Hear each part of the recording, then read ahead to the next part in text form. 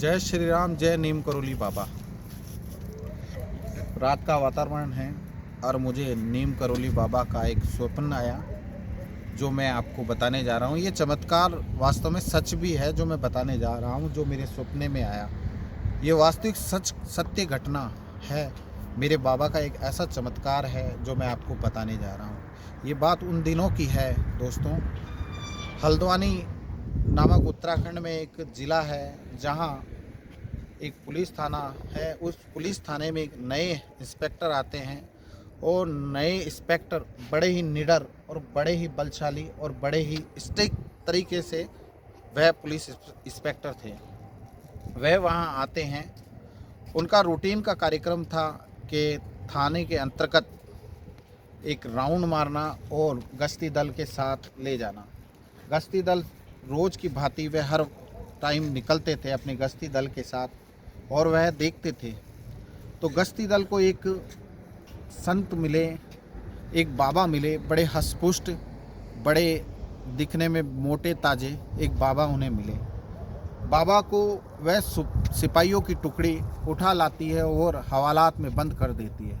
हवालात में बंद करने के तत्पश्चात पता नहीं, अंदेशा ऐसा रहता है, पुलिस वालों को भी पता नहीं रहता है कि बाबा कौन है कौन नहीं है, ऐसा कोई जानकारी नहीं थी। इंस्पेक्टर की ड्यूटी ख़त्म हो जाती है, वह अपने घर की ओर प्रस्थान कर जाते हैं।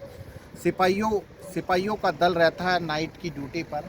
तो वह बाबा को देखता है तो बाबा, सिपाही बाहर रहते हैं, कुछ सिपाही अंदर रहते हैं। हवालात में वह देखते हैं कि बाबा हवालात से कभी अंदर आ रहे हैं, कभी बाहर जा रहे हैं, कभी थाने अंतर्गत राउंड मार रहे हैं। सिपाहियों को ये अंदेशा नहीं था कि वह बाबा कौन है, क्या है और कितने बड़े संत है, लेकिन उन्हें कोई अंदेशा नहीं था। बार बार वह ये कर रहे थे, हवालात से बाहर आ रहे थे, अंदर जा रहे थे। वह सिपाही भी बड़े अचंभित हो गए और इस दिव्य शक्ति को देखकर वह सिपाही अचंभित होने लगे और देखने लगे कि आखिर ये बाबा कौन है, ये संत कौन है। वे पूछने का प्रयास भी करते हैं लेकिन उन्हें कोई जानकारी नहीं रहती है। उनके मन के अंदर, सिपाहियों के मन के अंदर एक भय पैदा हो जाता है कि आखिर ये बाबा है कौन। जैसे ही रात ढलती है, सुबह का वातावरण आता है और इंस्पेक्टर साहब वापस ड्यूटी पर आते हैं। ड्यूटी पर आने पर देखकर वह सिपाहियों से बात करते हैं। सिपाहियों से बात करने के तत्पश्चात ये सिपाही सारे कह देते हैं कि साहब, हम इस थाने के अंतर्गत नहीं रहेंगे और अब हम ड्यूटी से फ्री होना चाहते हैं। तो इंस्पेक्टर साहब को ये बात बताते हैं कि आखिर हुआ क्या है। इंस्पेक्टर साहब को सारी घटना का पता करते हैं। तो उस बाबा से इंस्पेक्टर साहब पूछने लगते हैं कि आखिर बाबा आप हैं कौन, आप कौन हैं। तो बाबा नीम करोली के ये शब्द रहते हैं कि कई लोग मुझे कंबल वाले बाबा के नाम से जाने जाते हैं, कई संत के रूप में मुझे देखते हैं और कई लोग मुझे चमत्कारी बाबा के रूप में देखते हैं। आखिर वह इंस्पेक्टर भी सुनकर बड़ा अचंभित होता है और यह घटना पूरे हल्द्वानी में ये घटना प्रचलित होने लग जाती है और चलन में आ जाती है कि ऐसा संत मिला है, वह बड़ा ही चमत्कारी संत है। ये देखकर सारा थाना अंतर्गत ये देखकर सारी कहानी को देखता है और पता करता है। तो सारे इंस्पेक्टर और सिपाही लोग बाबा से क्षमा याचना मांगते हैं। क्षमा याचना मांगने के तत्पश्चात वह बाबा बड़े ही शक्तिशाली, बड़े ही बलशाली और बड़े ही ताकतवर रूप में होते हैं और वह ऐसे चमत्कारी बाबा होते हैं जिसका कोई अंदेशा नहीं रहता है। और सभी सिपाहियों को, वह सभी इंस्पेक्टर को यह आभास होने लग जाता है कि आखिर बाबा बड़े ही बलशाली हैं, बड़े ही ताकतवर हैं, बड़े ही ज्ञानी हैं और बड़े ही चमत्कार करने वाले बाबा हैं आखिर ये।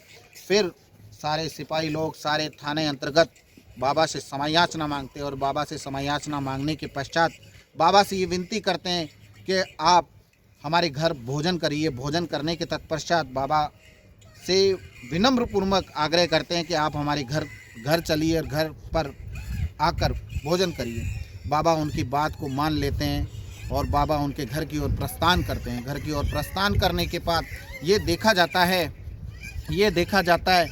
कि बाबा चलते चलते बाबा को लघु शंका लगती है। लघु शंका लगने के तत्पश्चात बाबा ये कोशिश करते हैं कि वह आगे बढ़ते हैं लघु शंका के लिए। जैसे ही लघु शंका के लिए आगे बढ़ते हैं तो बाबा अदृश्य हो जाते हैं। बाबा अदृश्य होने के तत्पश्चात वहाँ सिपाही और इंस्पेक्टर ये देख के बड़े अचंभित हो जाते हैं। उनको ये आभास होने लगता है ये संत कोई साधारण संत नहीं, ये बड़ा ही बलशाली, बड़ा ही ताकतवर, बड़ा ही चमत्कारी बाबा है। इस घटना को पूरे हल्द्वानी में ये घटना चरितार्थ हो जाती है और बाबा का चमत्कार ईश्वर, मैं बाबा को नतमस्तक होकर नमस्कार करता हूँ और बाबा के श्री चरणों में वंदन करने की कोशिश करता हूँ। जय श्री राम, जय श्री राम, जय श्री राम। नीम करौली बाबा की कृपा आप सब पर बनी रहे। मेरे इस वीडियो को अधिक से अधिक लोग शेयर करें और अधिक से अधिक लोग इस वीडियो पर अपनी पैनी निगाहें बैठा कर रखें, तब जाके आपका जीवन भी सार्थक होगा। जय श्री राम, धन्यवाद।